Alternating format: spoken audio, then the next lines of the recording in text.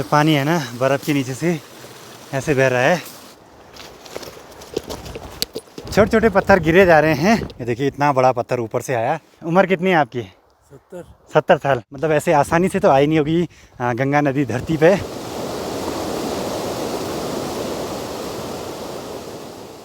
सबसे पहले आप सभी को मेरा प्यार भरा नमस्कार। मेरा नाम है आलोक राणा और स्वागत है आप सभी का देवभूमि उत्तराखंड के गंगोत्री धाम से। अभी सुबह के करीब 6 बज रहे हैं और हमारी तैयारी हो चुकी है गंगोत्री धाम से गौमुख तक जाने की। तो चलिए आज के इस खूबसूरत से सफ़र की शुरुआत करते हैं।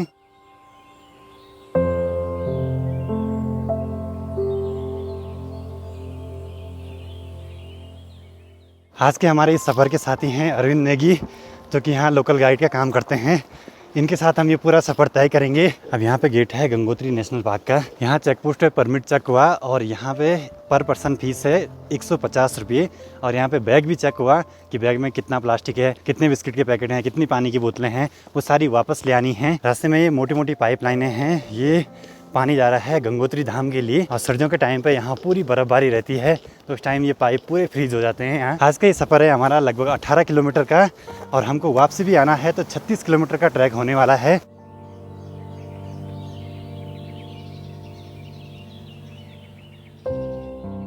लगभग 3 किलोमीटर का सफ़र तय करने के बाद यहाँ पे एक शेल्टर बना हुआ है, यहाँ पे आप आराम कर सकते हैं। रास्ता ज़्यादा उतना टफ नहीं है, लेकिन आगे आगे थोड़ा ऑक्सीजन की कमी होगी, उसके बाद थोड़ा दिक्कत होने वाली है। अब पतझड़ का मौसम स्टार्ट होने वाला है तो जो पेड़ की पत्तियां हैं वो पीले रंग में कन्वर्ट होती जा रही हैं और हमें ठीक सामने जाना है जहां वो बर्फ़ से ढके हुए पहाड़ हैं। अभी सामने की चोटियों पे थोड़ी थोड़ी धूप आने लगी है। थोड़ी देर में नज़ारे तो कुछ अलग ही होने वाले हैं।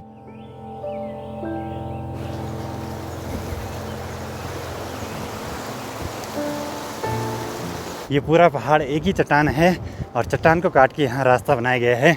अब इस रूट की एक खास बात देखी मैंने, यहाँ प्लास्टिक बिल्कुल भी नहीं मिलेगा। अब दिखने लगे हैं सामने ऊंचे ऊंचे पहाड़ जिन पर की खूब सारी बर्फ़ पड़ी हुई है। यहाँ टेम्परेचर इतना डाउन है, देखिए चट्टान से पानी नीचे आ रहा है और वहीं पे जम गया। अब आगे बढ़ते हुए यहाँ पे ये बड़े बड़े पेड़ दिखाई दे रहे हैं, ये हैं भोजपत्र के।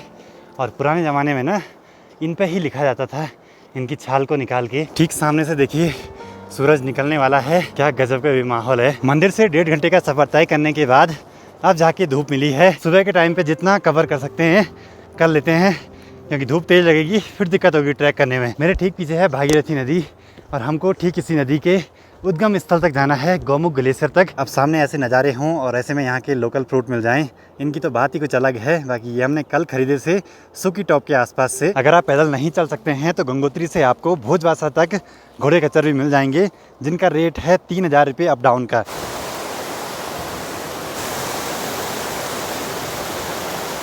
करीब 2.5 घंटे का सफ़र तय करने के बाद हम पहुँचे हैं चीड़वासा में।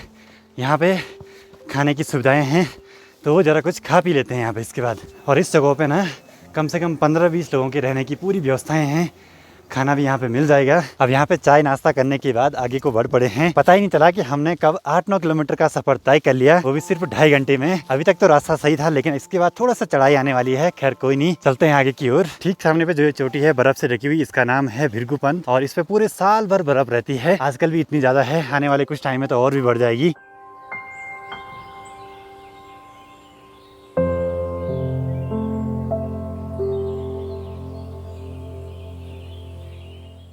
अब ये वाले जो पहाड़ हैं ये सिर्फ मिट्टी के हैं और बारिश लगते ही इनसे मिट्टी अलग हो जाती है और फिर लैंडस्लाइड का यहाँ बहुत ज़्यादा डर रहता है। अब लैंडस्लाइड की वजह से मेन रास्ते टूटे हुए हैं तो यहाँ से कुछ जुगाड़ वाले रास्ते बने हुए हैं। यहाँ बरसात में बहुत ज़्यादा पानी आता है, जिस वजह से यहाँ देखिए पूरी चट्टानें इधर उधर आई हुई हैं।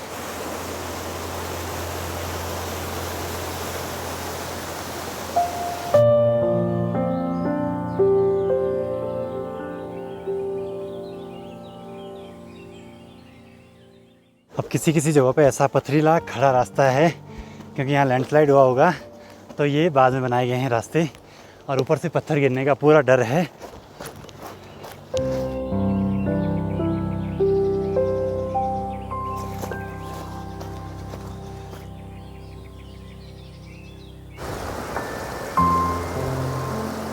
मानसून में इन जगहों पे आना बिल्कुल भी सेफ नहीं है। जय माँ गंगे।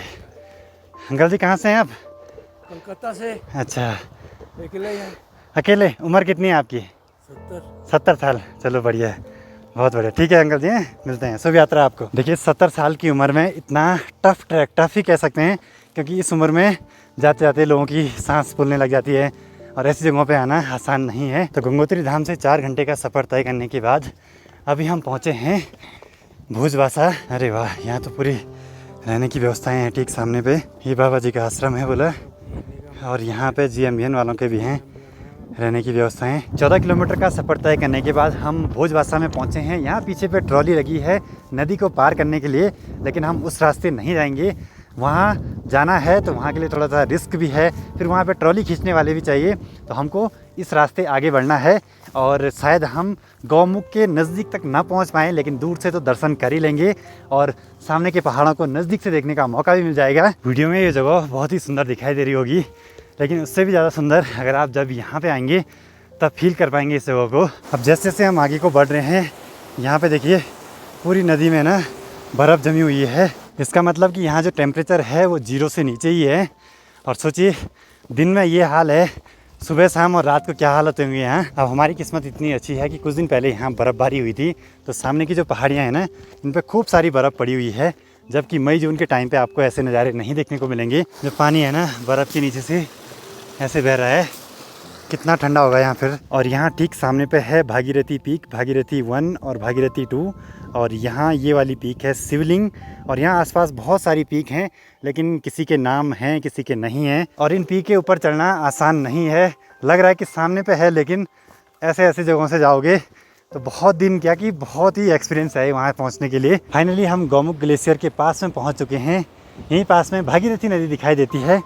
अब इसको भागीरथी नदी यहाँ से देवप्रयाग तक कहा जाता है, वहाँ से अलकनंदा के साथ मिलने पे गंगा नदी कहलाती है। यहाँ पे ऊपर से छोटे छोटे पत्थर गिर रहे थे, तो हर जगह पे डर बना हुआ है। इस जगहों पे ज़रा सावधानी पूर्वक ज़रूर चलें। अब तो यहाँ रास्ता भी बिल्कुल नहीं है, चट्टानों के बीच से होके हुए हम आगे बढ़ रहे हैं। आगे जाना ज़्यादा सेफ़ नहीं है, अगर हम दूसरे वाले रास्ते जाते तो वहाँ तक पहुँच सकते थे। और ग्लेशियर है यहाँ ये ठीक सामने पे, ये देखिए पूरा पहाड़ ऊपर से तो मिट्टी मिट्टी सा लग रहा है, नीचे बर्फ़ है उसके, वहीं से ये भागीरथी नदी निकलती है। क्या गजब का माहौल है यहाँ का। जय हो जय हो जय हो जय हो।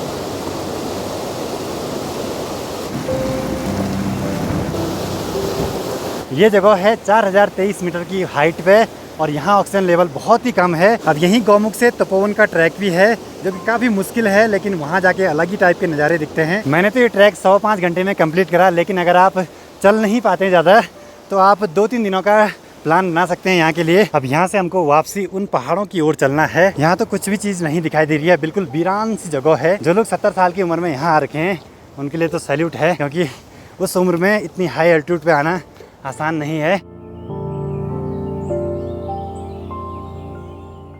देखिए जो गंगा नदी है वैसे वो स्वर्ग में बहती थी, लेकिन उनके धरती पे आने की भी एक कहानी है।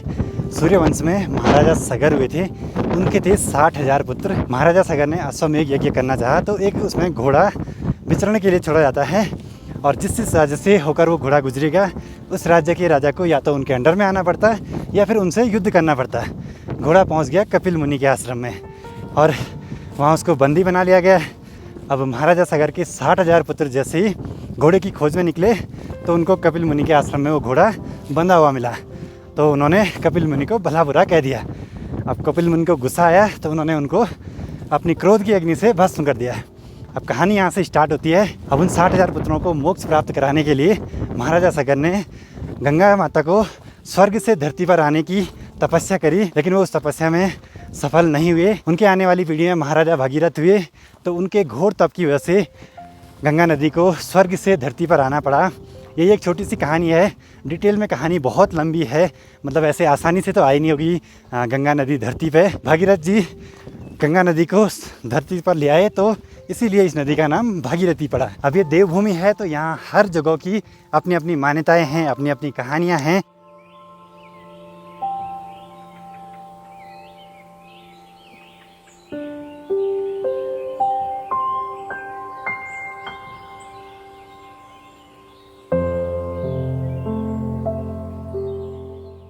अब ये कुछ जगह ऐसी हैं कि यहाँ पत्थर गिरने का बहुत ज़्यादा डर है। यहाँ पे बोर्ड पे लिखा भी है।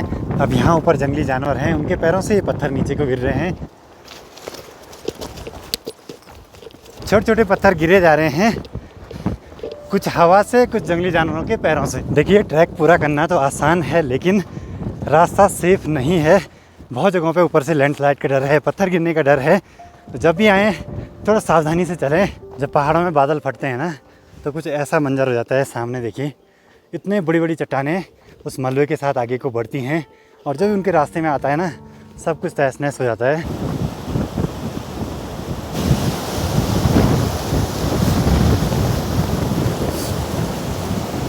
जिस टाइम हम गए यहाँ पे कोई भी पत्थर नहीं था गिरा हुआ। ये देखिए इतना बड़ा पत्थर ऊपर से आया।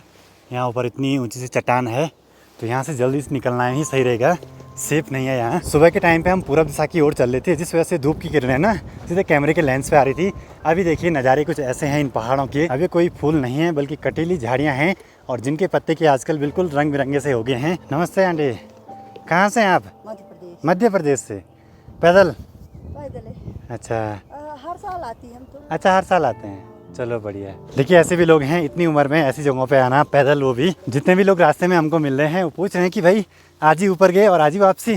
तो हमको देख के ज़रा चौंक से रहे हैं, क्योंकि ये ट्रैक एक दिन का तो बिल्कुल भी नहीं है। अभी चीर भाषा में पहुंच चुके हैं, बाकी यहाँ पे कुछ खा पी लेते हैं इसके बाद। तो यहाँ पे हम पी रहे हैं काली चाय, और यहाँ पे ये अपने भाई साहब हैं, इनकी दुकान है, अपने व्यूअर भी हैं। तो यहाँ पे आप अगर आते हैं तो ये आपको ज़रूर मिलेंगे। हमने यहाँ पे सुबह पराठे भी खाए थे। रास्ते में ऐसी जगह ना हो तो ट्रैक बहुत मुश्किल हो जाएगा फिर करना। अगर ज़्यादा बारिश की वजह से यहाँ ये पुल टूट जाते हैं, तो उसके बाद यहाँ आने जाने का कोई भी रास्ता नहीं है।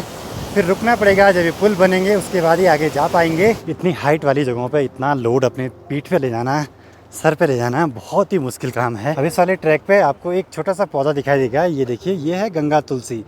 तो मैंने सुना है कि जिसको मतलब सांस लेने में दिक्कत होती है, तो इसकी पत्तियों को सूंघिए, थोड़ा सांस लेने में आसानी हो जाएगी। हमने आपको यहाँ तक पीछा कर दिया, हम ऊपर होके भी आगे आगे। अच्छा, चलिए चलते रहिए।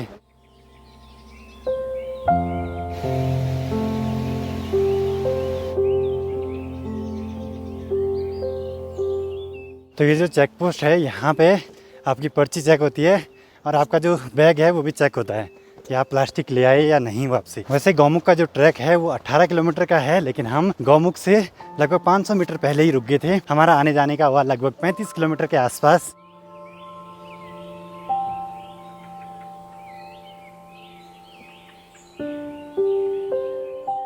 फाइनली 9 घंटे और 42 मिनट का सफ़र तय करने के बाद हम गौमुख का ट्रैक करके वापसी आ चुके हैं मंदिर के पास में। अब बस शाम को आरती में दर्शन करने हैं, और कल यहाँ से निकलना है बाबा केदारनाथ धाम के दर्शन करने के लिए।